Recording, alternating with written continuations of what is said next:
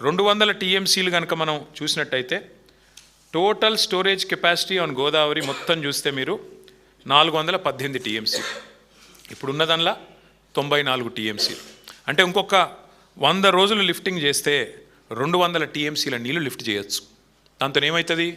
Mid Maner నిండుతుంది, lower Maner నిండుతుంది, SRSP నిండుతుంది, మల్లన్న సాగర్ నిండుతుంది, కొండపోచమ్మ సాగర్ నిండుతుంది, అనంతగిరి రిజర్వాయర్ అది నిండుతుంది, మలక్పేట్ రిజర్వాయర్ నిండుతుంది, బస్వాపూర్ రిజర్వాయర్ కూడా నిండుతుంది.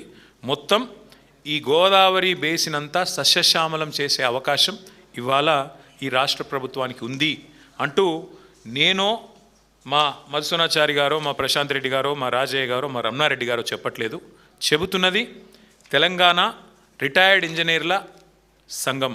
దశాబ్దాలు తెలంగాణ కోసం పరితపించిన వాళ్ళు, దశాబ్దాలు ఈ ఇరిగేషన్ రంగంలో అనుభవం ఉన్నవాళ్ళు, వాళ్ళు చెప్తున్న మాట స్పష్టంగా మీరు నీళ్లు లిఫ్ట్ చేయవచ్చు మేడిగడ్డ ముట్టకుండానని చెప్పి స్పష్టంగా చెప్తా ఉన్నారు.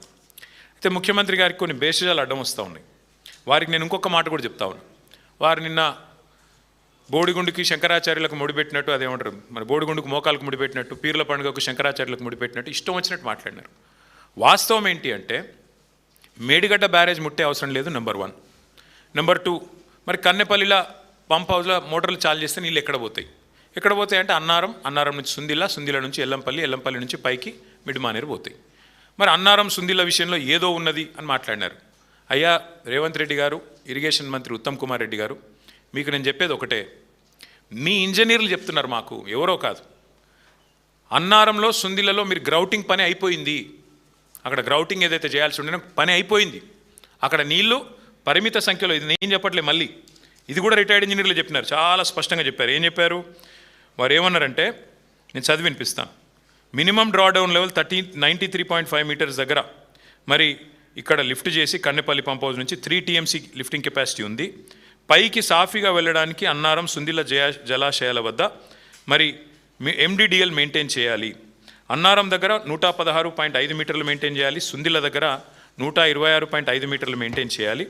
ఈ స్థాయిలో బ్యారేజీలు సురక్షిత పరిధిలో ఉంటాయి. నేను చెప్పడం లేదు, ఇంజనీర్లు చెప్తున్నారు. అట్లాగే వాళ్ళు ఇంకో మాట అన్నారు, 3 పంపింగ్ స్టేషన్లు ఒకటేసారి కన్నెపల్లి కానీ పైన ఉన్న 2 పంపింగ్ స్టేషన్లు కానీ సమన్వయంతో పనిచేస్తే, లక్ష్మీ సరస్వతి పార్వతి 3 పంపింగ్ బరాజులు పంపింగ్ హౌజులు పనిచేస్తే అన్నారం జలాశయంలో సుమారు 5.1 టీఎంసీ, సుందిళ్లలో సుమారు 3.78 టీఎంసీ, మొత్తం కలిపి 8.8 టీఎంసీల వరకు వెంటనే నిల్వ ఉంచవచ్చు. ఆ పైకి మరి వెంటనే వాటిని లిఫ్ట్ చేసినట్టయితే బ్రహ్మాండంగా ఎల్లంపల్లి దాకా నీళ్లు పోతాయని చెప్పి వాళ్ళు చెప్తా ఉన్నారు. ఇంక ఎల్లంపల్లి నుంచి పైకి మొత్తం సిస్టమ్ నింపుకోవచ్చు. రాబోయే 100 రోజుల్లో 200 టీఎంసీలు నింపొచ్చు. ఇది నా లెక్క కాదు, మా పార్టీ లెక్క కాదు, మా నాయకత్వం లెక్క కాదు, అధికారుల లెక్క, ఇంజనీర్ల లెక్క. ముఖ్యమంత్రి గారికి ఇవి ఒప్పుకోవడానికి బేసిస్ అడ్డం వస్తున్నది. మేడిగడ్డ మూసేయాలని మేము అన్నామని, ఆయనకి మేము ఆడ పోతే కోపం వచ్చింది, మేము కన్నెపల్లికి పోగానే కోపం వచ్చింది ఆయనకి. ఎందుకంటే బండారం బయటపడ్డది, ఆడ వరద నీరు పోతున్నది, నీళ్ళు పోతూనే ఉన్నాయి, గోదావరి నీళ్ళు. ఎల్నీనో అని చెప్పి తప్పించుకుందాం అనుకున్నాడు. కానీ నీళ్లు కిందికి పోతున్నాయా, సముద్రంలో కుత్తగా పోతున్నాయి.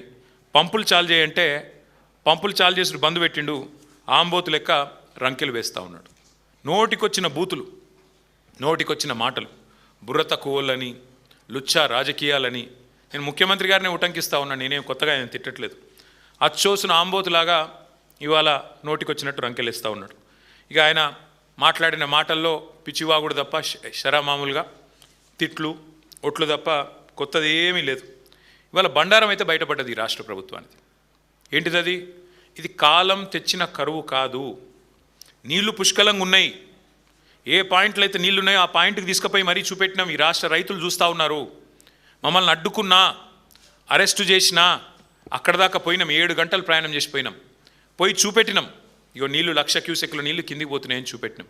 1,00,000 క్యూసెక్కులు అంటే 9 టీఎంసీలు. 9 టీఎంసీలు రోజుకి 9 టీఎంసీలు కిందికి వృధాగా పోతూ ఉన్నాయి. 9 టీఎంసీలలో కేవలం నువ్వు లిఫ్ట్ చేయాల్సింది 2 టీఎంసీలే. ఆ 2 టీఎంసీలు వచ్చే 100 రోజులు నువ్వు లిఫ్ట్ చేస్తే అన్ని రిజర్వాయర్లు ఎస్ఆర్ఎస్పితో సహా, మిడ్ మానేరుతో సహా, లోవర్ మానేరుతో సహా మొత్తం గోదావరి సిస్టంలో ఉండే మల్లన్న సాగరు, కొండపోచమ్మ సాగరు, రంగనాయక సాగరు, అన్నపూర్ణ, మలక్పేట, బస్వాపూర్ అన్నీ నింపొచ్చు. సుభిక్షంగా గోదావరి మీద ఆధారపడ్డ 6-7 జిల్లాల, ఉమ్మడి జిల్లాల రైతాంగం వ్యవసాయం చేసుకోవచ్చు, బ్రహ్మాండంగా పంటలు పండించుకోవచ్చు, కరువుతో నిమిత్తం లేకుండా ఇది చేయవచ్చు. కానీ మీరు ఎట్లా ఉన్నారు రేవంత్ రెడ్డి గారు అంటే మేడిగడ్డ కొట్టుకపోతుంది అంటాడు. ఏది గేట్లు దించితే మేము అనలేదు, అసలు గేట్లు దించాల్సిన అవసరమే లేదు, కానీ గేట్లు దించితే మేడిగడ్డ కొట్టుకపోతుంది, భద్రాచలం రాముడికి ముప్పు వస్తుందని మాట్లాడుతున్నాడు రేవంత్ రెడ్డి గారు. రేవంత్ రెడ్డి గారికి ఇంకొక విషయం కూడా నేను చెప్తా ఉన్నా, అవగాహన పెంచుకోండి.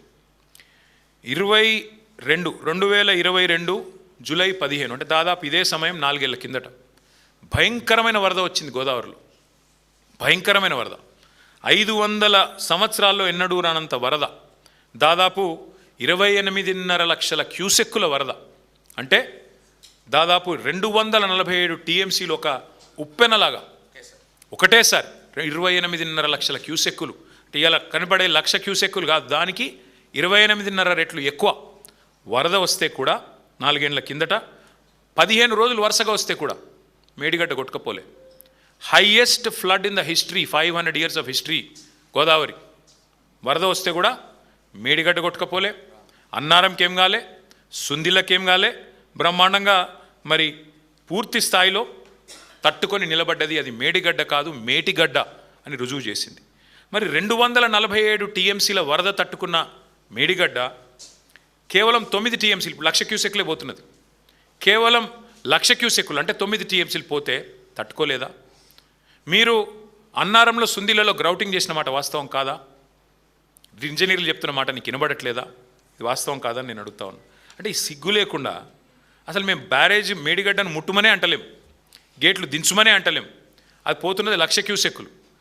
ఆనాడు మరి 15 రోజుల పాటు 247 టీఎంసీల నీళ్లు రోజు వచ్చినా తట్టుకున్న భద్రాచలం ఇవాళ 9 టీఎంసీలకు 1,00,000 క్యూసెక్కుల ప్రవాహానికి కొట్టుకపోతుందంటే నువ్వు పిచ్చోనివా మంచోనివా, నువ్వు ఏంటిది నువ్వు అనేది ఒకసారి రాష్ట్ర ప్రజలే, రాష్ట్ర రైతులే ఆలోచన చేయాలని చెప్పి నేను కోరుతాను. ఇది నా లెక్కలు కాదు, ఇది కూడా సిడబ్ల్యూసి లెక్క అని చెప్పి కూడా నేను మీకు విజ్ఞప్తి చేస్తా ఉన్నాను. అట్లాగే ఇంకొక మాట కూడా మీకు చెప్పాలి. ఇప్పుడు ప్రజల్ని భయపెట్టడానికి, ప్రజల్ని భయభ్రాంతులకు గురి చేయడానికి, కాళేశ్వరం మీద మామూలుగా బురద జల్లడానికి పనికిమాలిన మాటలు మాట్లాడుతున్నాడు. ఏమంటాడు? 2022 వరదల ఫోటోలు చూపెట్టి అప్పుడు కన్నెపల్లి పంప్ హౌస్ మునిగింది అని చెప్పి అడ్డమైన మాటలు మాట్లాడుతున్నాడు. నేను వారికి చెప్పేది ఒకటే, ఇప్పుడు రెడీగా కన్నెపల్లిలో బటన్ నొక్కితే మోటార్లు పనిచేస్తాయి, పంప్ హౌస్ మంచిగా ఉంది, పాపం ఇంజనీర్లు కష్టపడుతున్నారు, నువ్వు పట్టించుకోకపోయినా వాళ్ళు మెయింటైన్ చేస్తున్నారు. ఒకవైపేమో నీళ్లు లేక రైతులు ఏడుస్తుంటే అదో విషాదం అనుకుంటే, నువ్వేమో ఒక పైశాచిక ఆనందంతో, సాడిస్టిక్ ప్లెజర్తో